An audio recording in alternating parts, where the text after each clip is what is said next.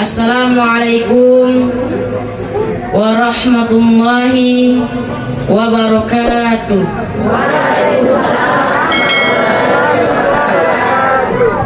Alhamdulillahirabbil alamin wa bihi nasta'in wa ala umrid dunya waddin. Assalatu wassalamu ala asrofil anbiya'i wal mursalin wa ala alihi wa sahbihi ajma'in. Amma ba'.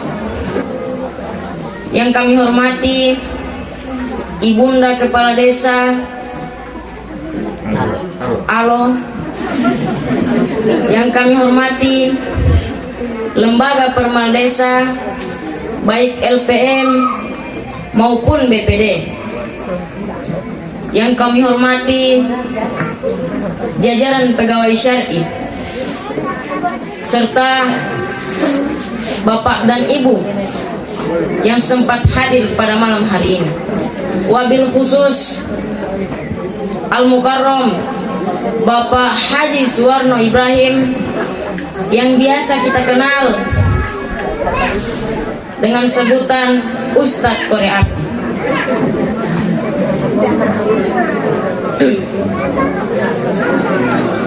Alhamdulillah wa syukurillah, pada malam hari ini kita masih bisa berkumpul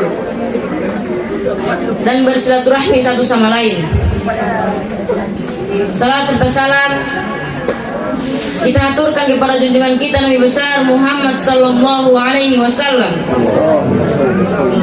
Dialah Nabi yang telah membawa kita dari kehidupan yang hina dina menuju kehidupan yang terbina, dari masyarakat yang egois menuju ke masyarakat yang harmonis, dari masyarakat yang hancur menuju ke masyarakat yang makmur.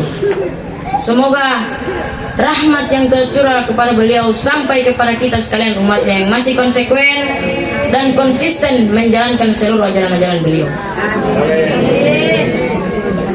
Mohon maaf Bapak dan Ibu sekalian, malam hari ini acaranya tampil beda. Saya yang dulu baru tampil, nanti saya, habis saya, baru saya. Karena ingat, sehebat-hebatnya korek api tidak akan menyala tanpa biji api. Hadirin yang dirahmati oleh Allah Subhanahu wa Ta'ala, dunia ini cirinya al-makanul musibah. Dunia ini tempatnya musibah, tempatnya ujian. Allahu Akbar. 1 tahun kemarin, mungkin sampai dengan saat ini, kita sedang dilanda dengan sebuah wabah, penyakit yang bahkan di beberapa negara sudah menjadi musuh yang sangat nyata sampai dengan di Indonesia. Akhir-akhir ini sudah ada peringatan dari pemerintah terkait dengan penyakit ini. Ini kan musibah, dan memang dunia tempatnya. Terus haruskah kita takut? Tidak. Haruskah kita gelisah? Enggak. Haruskah kita panik? Biasa saja. Apa yang kita panikkan? Kematiankah? Bukankah setiap orang pasti akan merasakan yang namanya kematian? Ingat, orang beriman itu tidak takut mati. Orang beriman tidak cari-cari mati. Orang beriman tidak gelisah dengan mati. Justru orang beriman membuat persiapan-persiapan terbaik untuk menghadapi kematian. Maka mohon maaf lahir batin, virus corona barangkali ini cara Allah untuk mengingatkan manusia bahwa kita semua akan kembali kepada Allah. Walanabluwannakum bisyai'in minal khawfi wal ju' wa naqsin minal amwal wal anfusi was thamarat wa basyirus sabirin. Apa maknanya? Tugas kita hanya sabar menghadapinya. Bagaimana cara sabarnya? Tentu ikhtiar. Bagaimana Kemenkes memberikan peringatan? Mungkin barangkali akhir-akhir ini diwajibkan pakai masker, mencuci tangan, jaga jarak, selalu membawa hand sanitizer dan lain sebagainya. Itu kan ikhtiar dunia. Tapi ikhtiar akhiratnya juga jangan lupa. Apa itu? Allazina idza asabathum musibah qalu inna lillahi wa inna ilaihi raji'un. Apa maknanya? Kembalikan kepada Allah. Kullu da'in dawaun, setiap penyakit ada obatnya. Ingat, obat yang paling mujarab, obat yang paling tangguh, obat yang paling hebat adalah obat yang datang dari Allah Subhanahu wa taala. Zikir pagi, siang, sore, dan malam. Dan mungkin barangkali hadirin sekalian sudah tahu doa khusus yang Nabi ajarkan berangkat dari hadis Abu Daud ketika kita terkena penyakit yang sangat berbahaya. Allahumma inni a'udzubika minal barasi wal jununi wal judami wa min sayyin asqami ya Rabb ya Rabb. Sesungguhnya kami berlindung kepadamu dari penyakit gila, dari penyakit kusta, dari penyakit belang, dan kami pun berlindung kepadamu dari penyakit yang mematikan, menyakitkan, bahkan mengerikan. Serahkan kepada Allah. Ada cerita tukang potong rambut dan orang yang dipotongkan rambutnya. Begitu dia masuk di dalam rumah tukang potong rambut, rambutnya mulai dipotong. Tukang potong rambut izin bertanya, "Pak, apakah saya bisa bertanya?" "Ya, silahkan." Ternyata Allah itu tidak ada. Mendengar perkataan tukang potong rambut, dia kaget. "Apa maksud Anda ngomong Allah itu tidak ada? Kalau memang Allah itu ada, kenapa zaman sekarang masih ada orang miskin tidak bisa makan, anak terlantar tidak bisa sekolah, orang sakit tidak bisa berobat?" Mendengar perkataan tukang potong rambut, orang itu terdiam. Tapi dia mikir, masa saya kalah dengan tukang potong rambut? Sampai pada akhirnya setelah dia dipotongkan rambutnya, pas mau keluar di depan pintu tukang potong rambut ada orang gila, rambutnya gimbal acak-acakan. Langsung ditanya, "Mas, apakah saya bisa balik bertanya?" "Ya, silahkan." Ternyata di dunia ini tukang potong rambut itu sebenarnya tidak ada.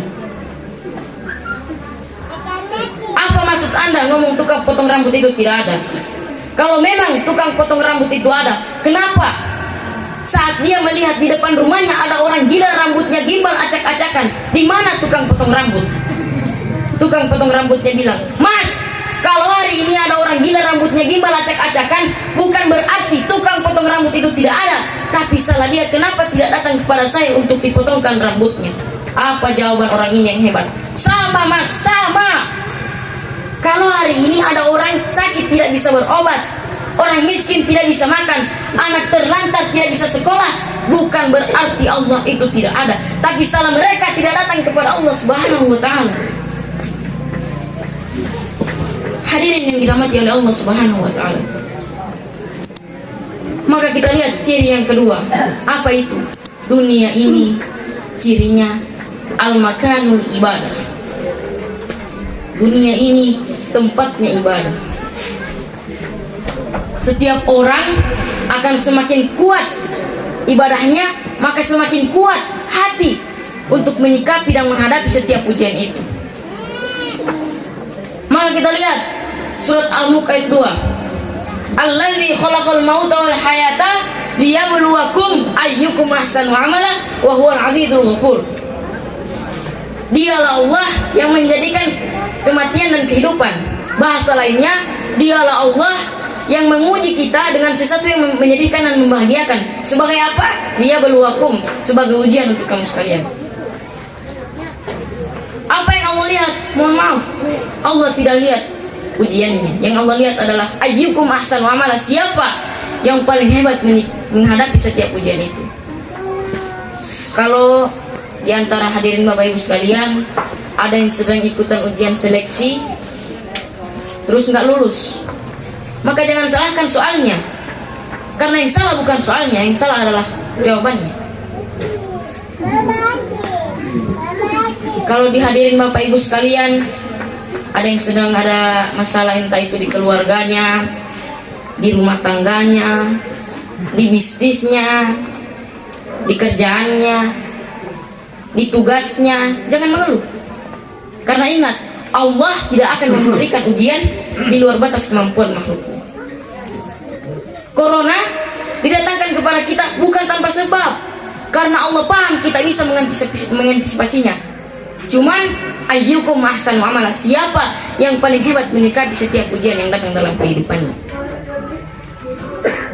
Mohon maaf kalau dengan virus corona tidak membuat kita lebih dekat kepada Allah Subhanahu wa Ta'ala, maka butuh virus macam apa lagi, butuh penyakit, butuh wabah macam apa lagi untuk membuat kita lebih dekat kepada Allah Subhanahu wa Ta'ala.